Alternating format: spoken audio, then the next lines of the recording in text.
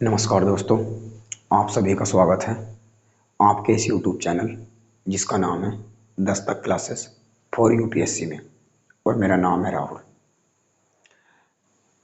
तो आज के इस वीडियो में हम बेसिकली दो ऑर्गेनाइजेशन कवर करेंगे।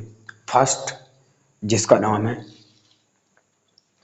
WEF यानी कि वर्ल्ड इकोनॉमिक फोरम, और दूसरा है ICAO यानी कि इंटरनेशनल सिविल एविएशन ऑर्गेनाइजेशन। तो चलिए देखते हैं। तो फर्स्ट ऑफ ऑल हम जानेंगे WEF के बारे में, यानी कि वर्ल्ड इकोनॉमिक फोरम। तो वर्ल्ड इकोनॉमिक फोरम का जो हिंदी नाम है, इसका हिंदी नाम है विश्व आर्थिक मंच। तो विश्व आर्थिक मंच जो है ये वर्ल्ड स्तर पे एक ऐसा मंच है दोस्तों, जिसमें हर साल यानी कि इसकी एवरी ईयर हर बार और हर साल इसकी एक मीटिंग होती है, और वो होती है दावोस में। और दावोस एक शहर है स्विट्जरलैंड का, ठीक है ना। तो इसलिए इसे दावोस समिट भी कहा जाता है। और इसमें जितने भी दुनिया भर के बिजनेसमैन हैं और प्रधानमंत्री हैं, राष्ट्रपति हैं, पूरी दुनिया के जो मेंबर हैं वे इसमें भाग लेते हैं, और पूरी दुनिया ही इसका मेंबर है। इसमें 193 मेंबर है। तो आइए इसके बारे में और जानकारी इकट्ठा करते हैं। तो WEF, इसका जैसे कि हमने बताया नाम है वर्ल्ड इकोनॉमिक फोरम, विश्व आर्थिक मंच।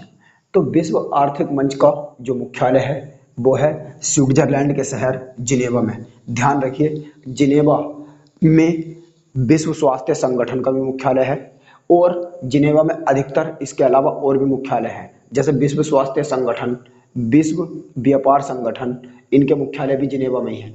और विश्व आर्थिक मंच की जो स्थापना की गई थी वो 1971 में की गई थी, यानी कि 1971 को वर्ल्ड इकोनॉमिक फोरम को बनाया गया था। द्वितीय विश्व युद्ध के बाद बनाया गया था, और यह प्रत्येक साल दावोस शहर में होता है। दावोस एक शहर है जैसा कि मैंने बताया स्विट्जरलैंड के अंदर, और यो हर साल जनवरी मंथ के एंड में स्विट्जरलैंड के दावोस शहर में होती है। इसीलिए इसे दावोस सम्मेलन या दावोस समिट भी कहा जाता है।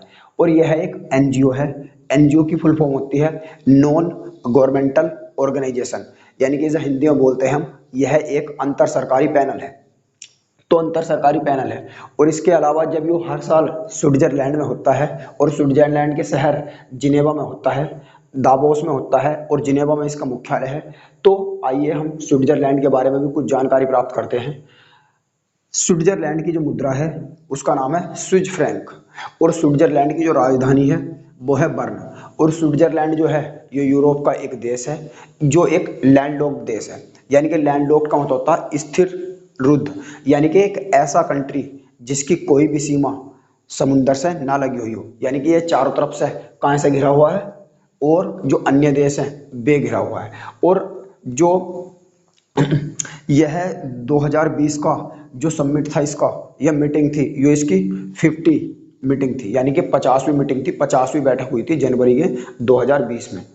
और एक बात और ध्यान रख सकते हैं तो इसमें 1997 के बाद, यानी कि 1997 के बाद 2018 में भारत के पहले प्रधानमंत्री जो इसमें गए थे वे थे नरेंद्र मोदी। यानी कि 1997 के बाद में 2018 में नरेंद्र मोदी पहले प्रधानमंत्री थे। 1997 के बाद में विश्व आर्थिक मंच में भाग लेने वाले।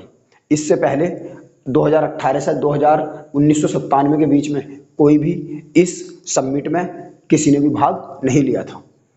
और इसके बाद यह 7 प्रकार की रिपोर्ट भी जारी करता है, और इसकी जो 7 प्रकार की रिपोर्ट आती हैं ये बहुत ही फेमस है। और ये अपनी 7 प्रकार की जो रिपोर्ट है उसी के लिए जाना जाता है WEF, यानी कि वर्ल्ड इकोनॉमिक फोरम। इसकी 7 प्रकार की जो रिपोर्ट है वे कौन कौन सी आती हैं आइए देख लेते हैं एक बार। फॉर एग्जाम्पल जैसे मैं तुम्हें बताता हूँ, ग्लोबल कॉम्पिटेटिव एग्जाम या ग्लोबल कॉम्पिटेटिव रिपोर्ट जिसे बोलते हैं। ग्लोबल कॉम्पिटेटिव रिपोर्ट मतलब वैश्विक प्रतिस्पर्धा रिपोर्ट, जिसमें भारत की 2019 में जो ये रिपोर्ट आई थी, तो भारत की इसमें जो रैंक थी वो 68 थी। ये भी यहाँ पे याद रख सकते हैं। 2020 की अभी आई नहीं है, तो इसमें 68 थी। और जैसे दूसरी इसकी जो रिपोर्ट आती है वो वर्ल्ड जेंडर इंडेक्स आती है और वर्ल्ड रिस्क रिपोर्ट भी आती है। तो ये इस तरीके से मिलाकर कुल टोटल 7 प्रकार की रिपोर्ट जारी करता है और 7 प्रकार की रिपोर्ट के लिए ही वर्ल्ड इकोनॉमिक फोरम अपने आप में जाना जाता है, जो कि एक एनजीओ है, यानी कि एक अंतर सरकारी पैनल है जो किसी भी और अन्य ऑर्गेनाइजेशन के अंडर यानी कि यूनाइटेड नेशन की स्पेशल एजेंसी के अंडर नहीं आता है। तो यो था वर्ल्ड इकोनॉमिक फोरम के बारे में। अब आइए हम देखते हैं दूसरे ऑर्गेनाइजेशन के बारे में जिसका नाम है ICAO।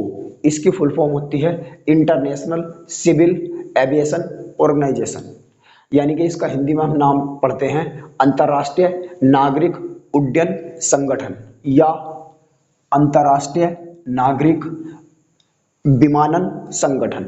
विमानन का मतलब होता कि यानी कि जो विमान होते हैं, हवाई जहाज जो होते हैं, हवाई यात्रा जो होती, तो इसे बेसिकली हम पढ़ेंगे इसके बारे में कि ये एयर स्पेस को कंट्रोल करने के लिए बनाई गई थी ये वाली एजेंसी।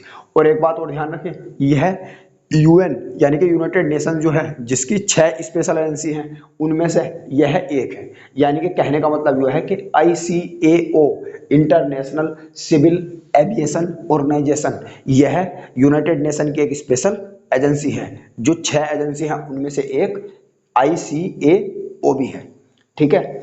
और इसका जो मुख्यालय है वो मॉन्ट्रियल प्रोटोकॉल में है, यानी कि मॉन्ट्रियल जो एक शहर पड़ता है कनाडा में, और मॉन्ट्रियल में भी एक शहर पड़ता है क्यूबेक। तो क्यूबेक मॉन्ट्रियल कनाडा में इसके हेडक्वार्टर है, यानी कि इसके मुख्यालय है। और यह यूनाइटेड नेशंस यानी कि संयुक्त राष्ट्र की एक स्पेशल एजेंसी है जिसकी स्थापना 4 अप्रैल 1947 को की गई थी। यानी कि जब द्वितीय विश्व युद्ध खत्म हुआ था तो एयर स्पेस को कंट्रोल करने के लिए ICAO को बनाया गया था। इसे कौन से कन्वेंशन के, यो भी क्वेश्चन आ सकता कि ICAO यानी कि अंतर्राष्ट्रीय नागरिक उड्डयन या विमानन संगठन को किस कन्वेंशन के अंडर बनाया गया था? तो याद रखिएगा इसे शिकागो कन्वेंशन के अंडर बनाया गया था। शिकागो कन्वेंशन के अंडर बनाया गया था अंतर्राष्ट्रीय नागरिक उड्डयन या विमानन संगठन को।